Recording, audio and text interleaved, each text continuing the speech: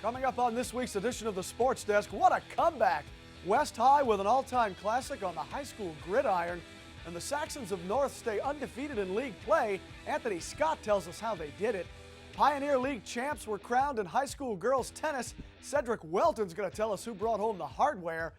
Plus, a local hotspot for soccer is celebrating an anniversary, and Danny Miskell was invited to the party. Get ready, Torrance. The Sports Desk begins right now.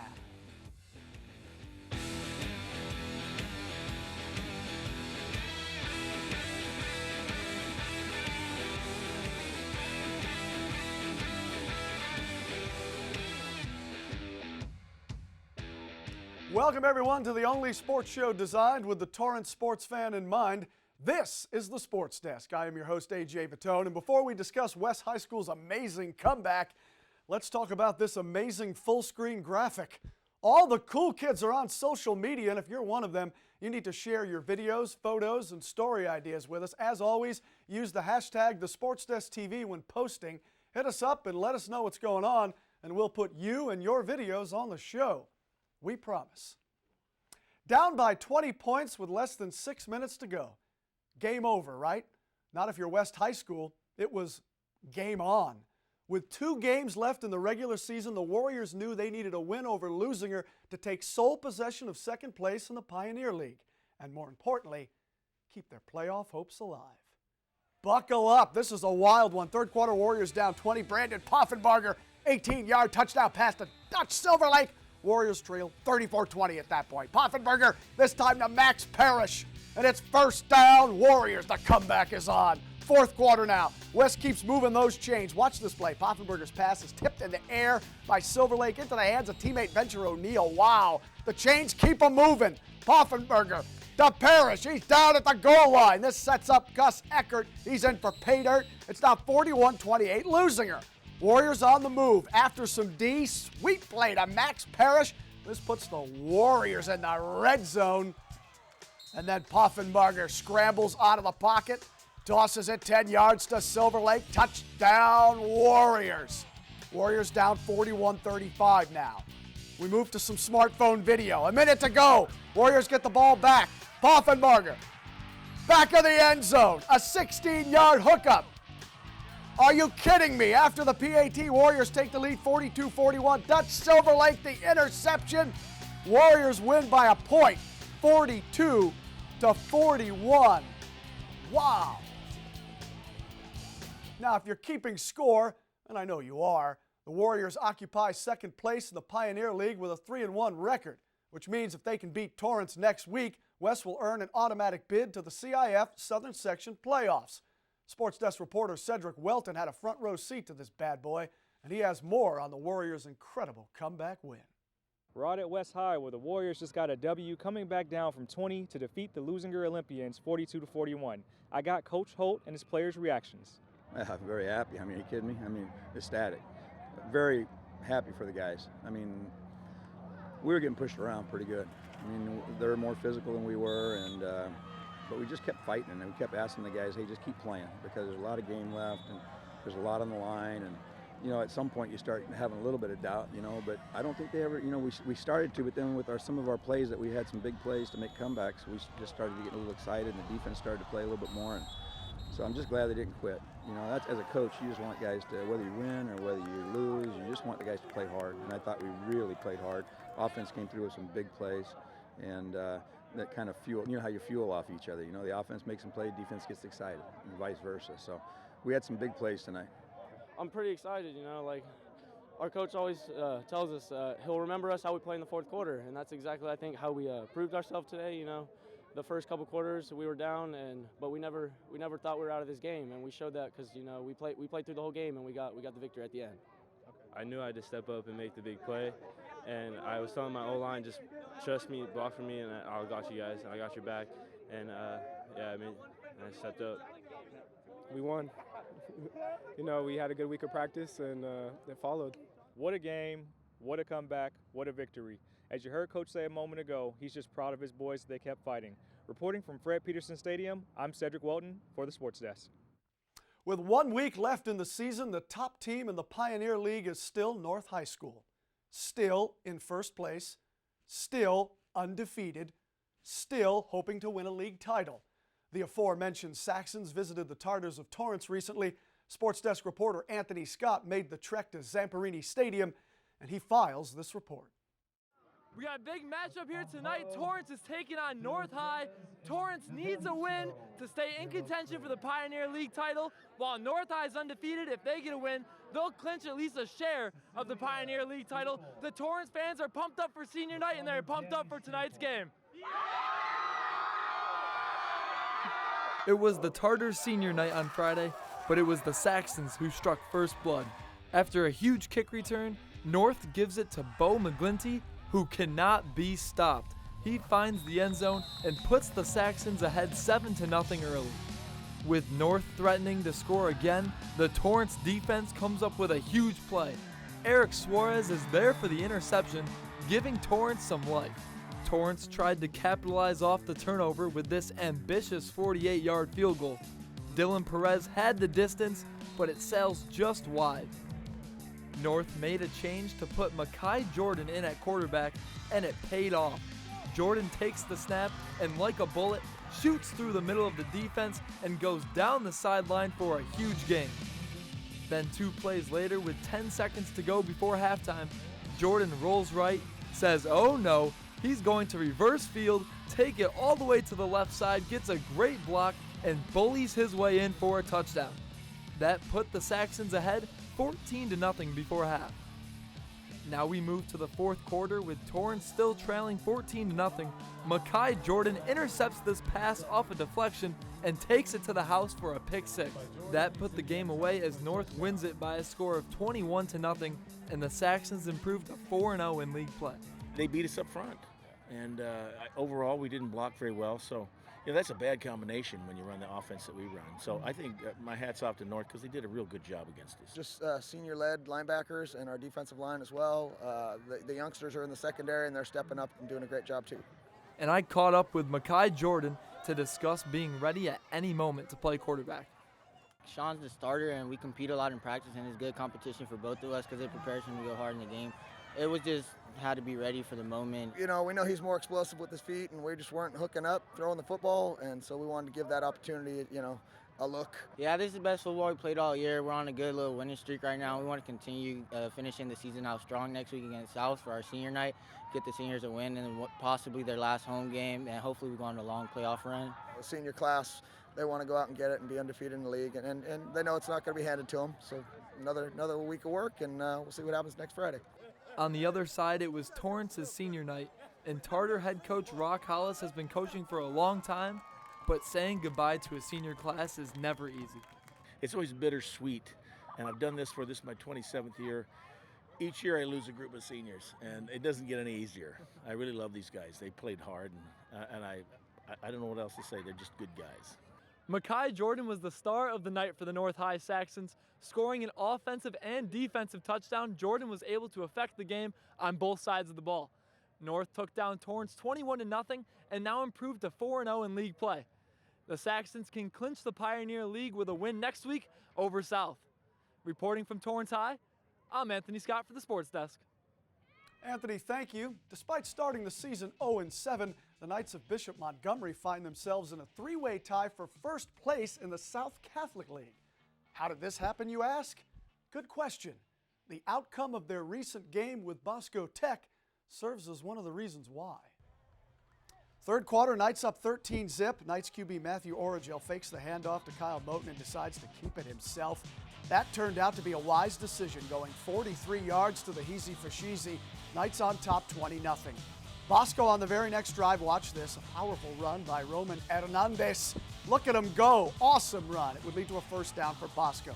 But it was all for naught. Bosco Tech forced, punt the ball. Whoopsies! Punt is blocked. Matthew Mack recovers it for the Knights. Sets up Knights in Bosco territory. Fourth quarter, Knights in the red zone now, and once again it's Matthew Origel. Same play as before. He calls his own number. Why stop a good thing?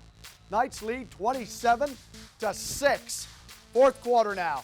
Watch this hit here. Woo! Ethan Roberts, look out. That's smash mouth, baby. Knights win for the second straight week. Final score, Bishop 27, Bosco Tech 6. And while we're talking high school football, check this out. The Spartans of South High picked up their first win of the season with a road victory at Centennial. Jackson Fish set the tone early, returning the opening kickoff for a touchdown. Anthony Rugnetta finished with 2 touchdowns, 1 rushing and 1 receiving. College football now, and it was another huge test for El Camino recently. This time, the Warriors were playing host to conference foe Riverside City College. The Tigers haven't lost a game all season long. As for the Warriors, they were on the verge of dropping to 500 on the season and a game below 500 in conference play. Good crowd on hand for this one. Warriors were down 17-13 at the half, just a 4-point game at the start of the third quarter. Tigers up 8 now, 24-16, and this happened. Tyrone Marshall takes this kickoff return, and just look at him. Look at what he does with it. His left stroke just went viral. 98 yards for the touch, and that deserves a wow. That made the score 31-16 Tigers. And speaking of kickoff returns, this is the very next one. Check this out. Not to be outdone, Elko comes right back.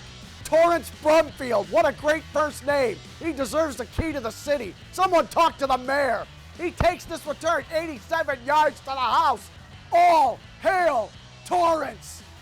The 2-point conversion failed, by the way. It's now 31-22 Tigers. We move to the fourth quarter. Warriors down 45-28 with under 4 minutes to go. And now it's Aaron Thomas in at QB after the cutaway of Coach. That's a nice cutaway, by the way. It's Coach Lindheim. We love cutaways here at the Sports Desk. They're great when you're editing video. Aaron Thomas in at QB to Trayvon Clark. And he's gonzo. 44 yards on the hookup, and now the score is 45-35 Riverside. Elko only down 10 at this point. 3 minutes left. The comeback is on for the Warriors. Check this out. Cole Clayman back in at QB, and he takes it in himself.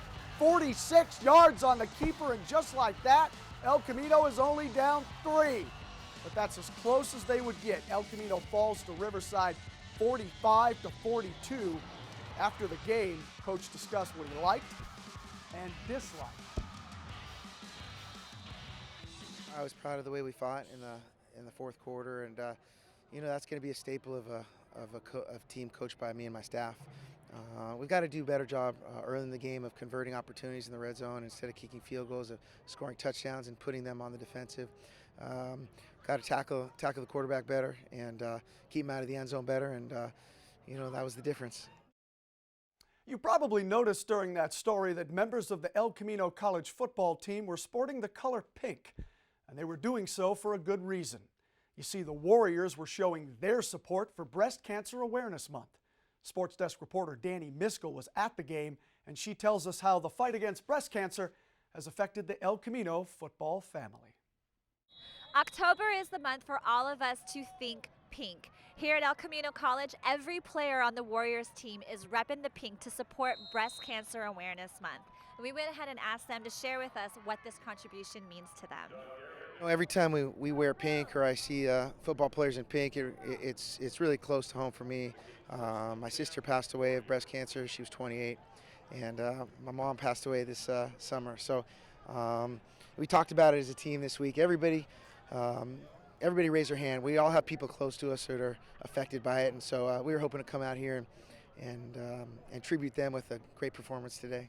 October is Breast Cancer Awareness Month, and you look all around Major League Baseball, NFL, college sports, everywhere around the country. Everybody kind of teams together as a group and raises much money for breast cancer research, and we did that with our student athletes. They sold wristbands all week long. Everybody was wearing pink shirts, either pink socks, pink shoelaces, anything just to show the color pink, which is obviously used for breast cancer. My grandma passed from breast cancer. This was when I was in high school. I want to say around the 11th or 12th grade.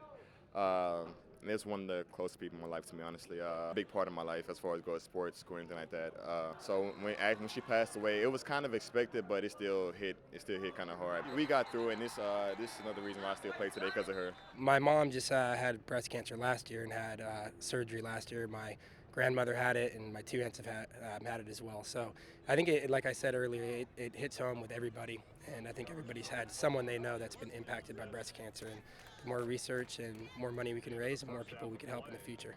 The treatments are getting better, and it comes from all of these fundraising efforts, and you know, it's great for football players, big, strong, tough football players, to be able to give to that efforts, because we all have moms, we all have sisters that are affected by it, and so we're hoping they're getting closer, and that maybe my mom or sister wasn't able to be helped by these efforts, but maybe my kids' wives or my wife can be saved by it.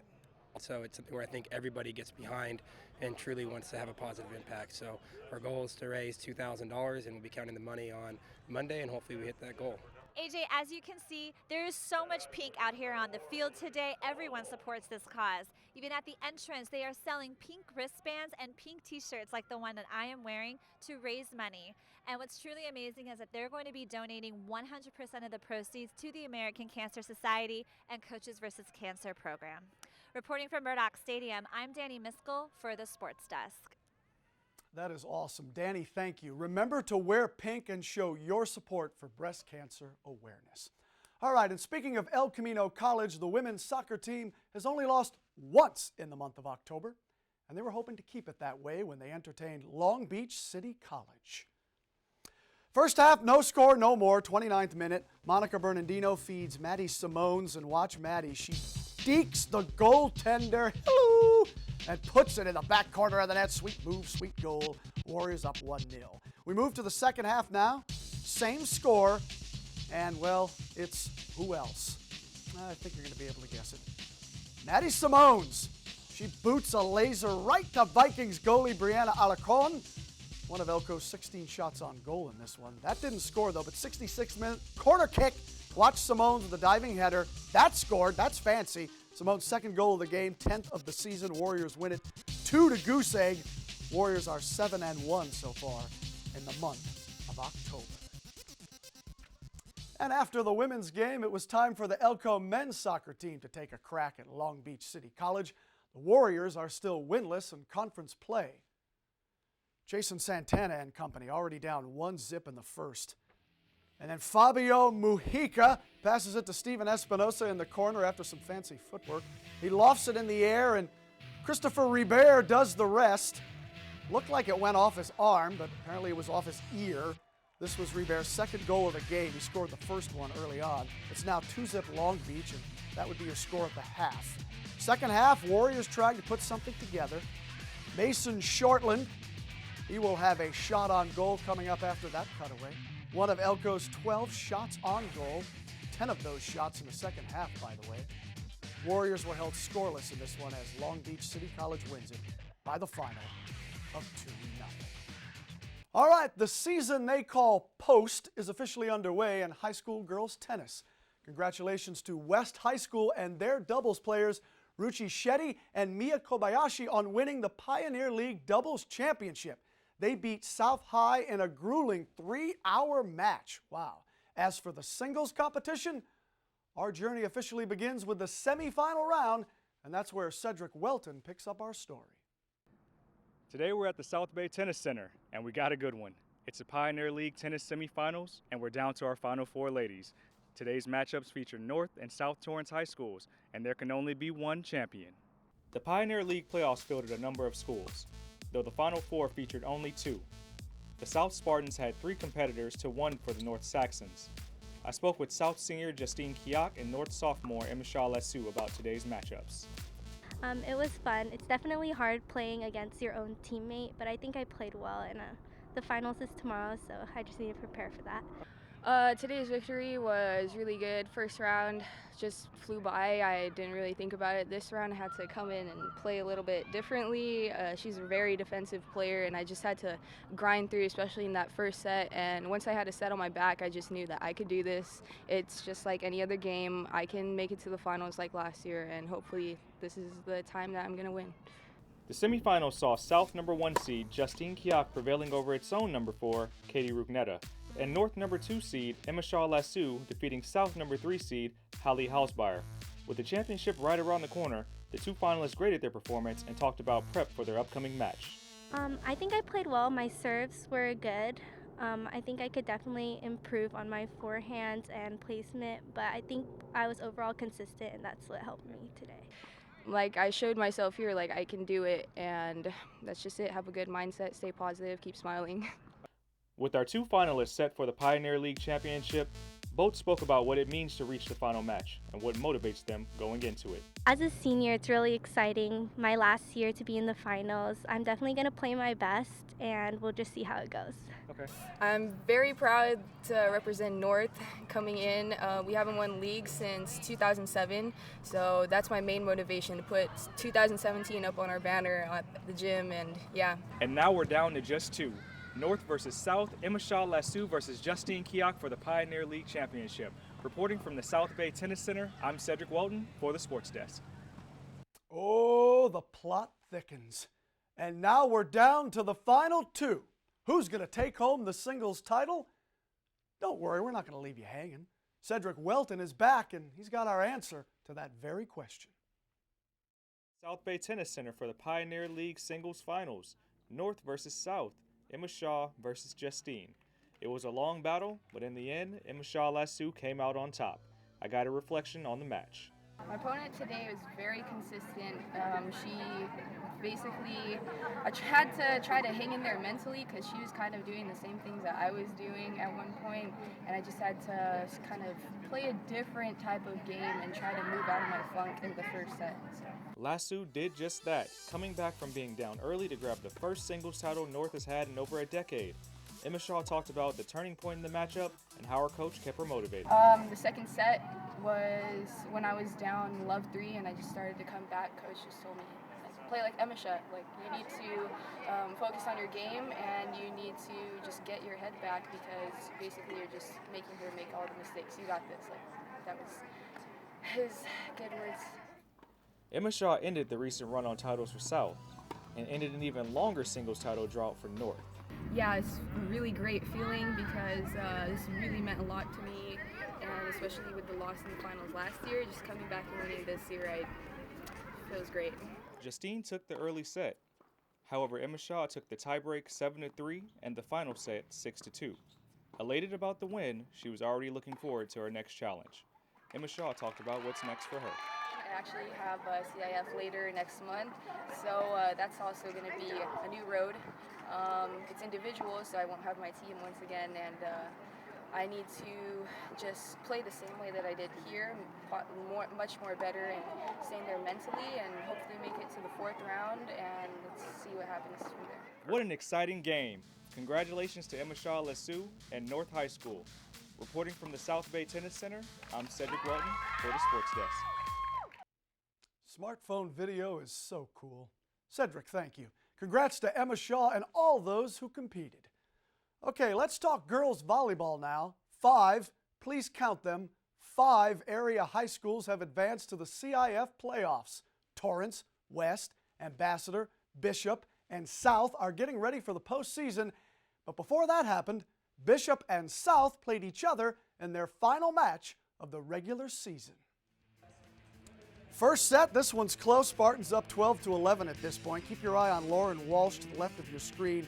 At first, her kill attempt is blocked by Bishop, but she doesn't give up on the play. And she'll eventually get the kill to go down. There's the block right there, but bang, bang, bang, there's the kill. Spartans up 13-11. A few minutes later, South serving now. This volley will end up with South sophomore Kalia Lopez. And Lopez is, well, she's licensed to kill. That was a thunderous kill. South on top by 3. This thing would stay close. Score knotted at 21 now. Knights take the lead with this kill coming up right here by Brenna Starkey. Pure salt in the game. Knights up 22-21. Tied at 25 now. South senior Shannon Booth back to serve. And, well, that's going to leave a mark. Spartans up 26-25, and they'd win the first set 27-25, and the second set 25-21. Talk about a slugfest. Now you're watching the third set. Bishop serving. Watch Bishop at the net, and they are just stuffing everything back. Freshman Dakota Quinlan stuffs South right there at the net. Bishop wins the third set 25-22. Fourth set now, South senior Bridget Campbell with the exclamation point kill. Spartans would go on to take the fourth set 25-18 and win this seesaw battle with Bishop by the final of 3-1. In college volleyball, El Camino won their fourth straight with a 3-zip sweep over Chaffee. Aiko Waters led the way with 13 kills and Sarah Dyer added 20 assists. We'd like to take this opportunity to say happy anniversary to the LA Galaxy Soccer Center, that is, and to you if you happen to be celebrating one. As for the Soccer Center, there's plenty to celebrate these days. Sports Desk reporter Danny Miskell tells us why. It's a special day here at the LA Galaxy Soccer Center. They are celebrating their 5-year anniversary of being open here in the Torrance community. We've got free classes, free prizes, free food. We asked the coaches and the kids how this all went down today. We are hosting this 5-year anniversary open house event here today, and we just wanted to open our doors to the community and give them an opportunity to come in and see some of our programs and try things out and meet some of our staff and enjoy a day here with us.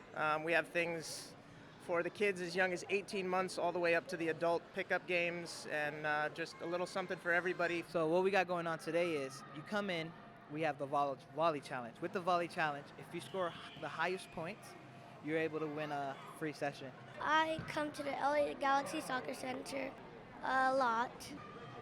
My dream is to be a professional soccer player and play in the Galaxy. It's very special to us, and our coaches definitely enjoy working with all the kids. And who knows, there could be a Galaxy first teamer that's in one of our programs now that we may see on the first team, 10, 15 years down the lines. This event today was a way for the center to say thank you to all the parents who bring their kids out every day to support this program. And everyone had fun in celebrating the 5-year anniversary. Reporting from LA Galaxy Soccer Center, I'm Danny Miskell for the Sports Desk. Danny, thank you. Hey, I bet you didn't know that Danny Miskell actually went trick-or-treating recently. It's true. And why is this important, you ask? Well, you're about to find out. Here's Danny along with some friends from the North Torrance Little League with our story. It's a frightful night of fun here for the first annual Trunk or Treat event. We've got games and prizes and tons of candy, a bunch of cars decked out in cool Halloween decor. And we went around and interviewed the kids and the parents tonight to see how this event turned out. So this is an event that we wanted to have for our community with the boys' Little League and the girls' softball league. And it's just a night for families to come out. So there's this game that we had over there. And it's when we played backwards game with all the team players and from every single team. And it was really fun because we got to play with the little girls and then the big girls where our coach is.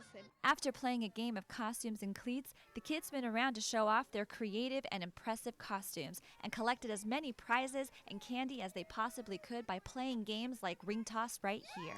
We're out here raising awareness. We had a great exhibition baseball, softball games today. Lots of food, lots of fun, Dodgers. Lots of kids, lots of candy, and celebrating a great Halloween season. The board of directors wanted the Little League and Softball League to have a bonding night while still in fall ball season. They're gearing up for spring, and their focus is on their academics, the love of the sport, and on each other. Our league is a really close-knit league, and the girls have a great time playing, development of leadership skills, academic. We really encourage academics of our girls. They study here before practices, so we're just trying to develop our girls and to be leaders into the future. So I love the girls because we're family, and I love them a lot. And then we've been playing here for a long time too, and they mean a lot to me. And what better way to celebrate Halloween than playing the sport you love with the friends you love? Reporting from Hamilton Field and with the North Torrance Little League and Softball League, I'm Danny Miskell with the Sports Desk, and we all want to say Happy Halloween to you, Torrance, in 3, 2, 1. Happy Halloween! Well, thank you, and happy Halloween to you, too. Well, that does it for this week's edition of the Sports Desk. Thank you so much for joining us. As always, we appreciate your support. My name is AJ Vittone, and I've seen, heard, and said enough for 1 week. We'll continue this conversation again next week, I promise. Until then, don't forget to follow the Sports Desk on social media, Facebook, Twitter, Instagram, and remember, you can email us as well. We'd love to hear from you. That's all the time we have, sports fans. We'll catch you next time right here on the Sports Desk.